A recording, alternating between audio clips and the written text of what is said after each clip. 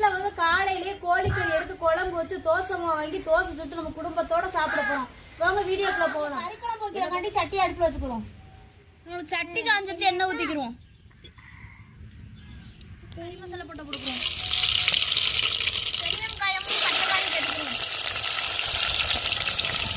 இப்போ நம்ம தக்காளியும் இஞ்சி வெள்ளைப்பூடையும் போட்டுக்கிறோம். இப்போ நம்ம தேங்காய் சேர்த்துக்கிறோம். சிக்கன் மசாலா சேர்த்துக்கிறோம். இப்போ நம்ம கறியும் உருளைக்கிழங்கும் இதையும் சேர்த்துக்கிறோம். தேவையான அளவு தண்ணி சேர்த்துக்கிறோம்.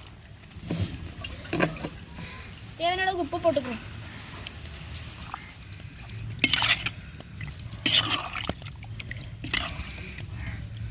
நம்மளுக்கு இப்போ குழம்பு ரெடி ஆயிடுச்சு, இறக்கி வச்சுக்கிறோம். இந்த கொத்தமல்லி எல்லாம் போட்டுக்கிறோம்.